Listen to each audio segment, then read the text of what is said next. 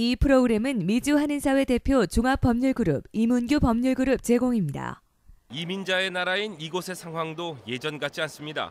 80년대 호황을 누리던 이민자들의 행렬은 30년이 지난 지금 거부되는 경우가 늘고 있으며 곧바로 추방 재판에 회부되는 등 살얼음이 얼어버렸습니다. 그 사실 확인에 근거를 두고 있습니다.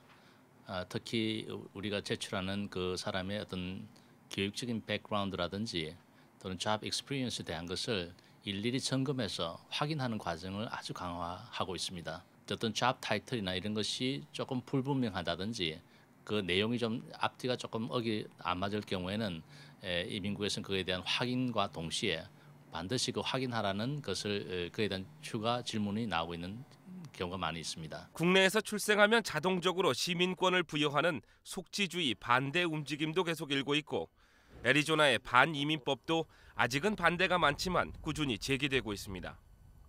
가족 이민과 종교 쪽을 제외하고 남는 취업 이민의 경우 희비가 엇갈립니다. 별다른 조건 없이 경력만으로 신청이 가능했던 3순위의 경우 인기가 없어진 지 오래입니다. 또 취업비자 신청 시작도 코앞이지만 좀처럼 과거의 인기를 보기 힘듭니다. 이제 그 1순위 또 2순위에 대한 그 수요가 상당히 늘어나고 있고 문의가 많이 증가하고 있는 추세에 있습니다. 이유는 그 많은 한국 분들이 이제 고학력이지만 최근에 경제 상황으로 인해서 이제 스폰서를 구하기 어려우니까 스폰서 없이 자체적으로 신청할 수 있는 자기 자신의 어떤 그 교육 수준이나 능력을 어떤 그 특출한 능력을 통해서 영주권을 신청할 수 있는 그런 방법이 EB1과 EB2에 해당이 되죠.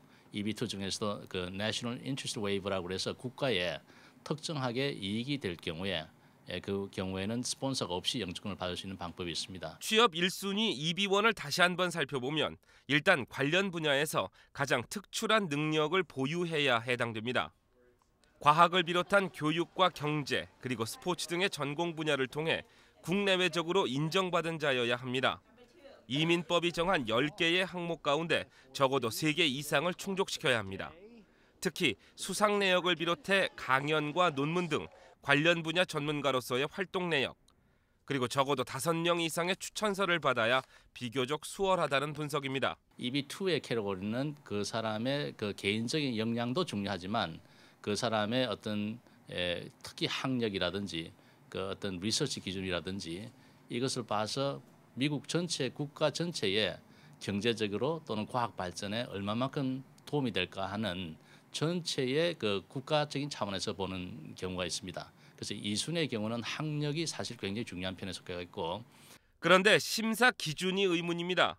물론 이민국 자체 심사 기준이 있기는 하지만 심사관의 주관적인 의견이 주는 영향이 상당히 큽니다. 예를 들어 같은 형식의 서류일지라도 심사관이 적용하는 자체 판단에 따라 당락이 좌우되는 경우가 많습니다. 이러한 상황 때문에 이민 관련 업계에서는 편법 아닌 편법을 자행하기도 했고 무조건 영주권만 받으면 된다는 생각에 무리수를 두기도 했었습니다. 그러나 현재 이민국 심사관들의 자격 요건도 강화돼 좀 더 객관적인 판단 기준을 적용하는 것으로 알려졌습니다. 또한 이미 승인된 영주권이라 할지라도 조금의 의혹이 발견되면 전면 재심사를 실시하는 경우도 있어서 앞으로 이민 신청자들의 편법 사용 여지가 줄었습니다. 한 가지 다행스러운 사실은 무작정 이민길에 오르던 과거와는 달리 더 많은 조사와 정보를 바탕으로 이민 계획을 세우는 한국인들이 늘고 있다는 것입니다.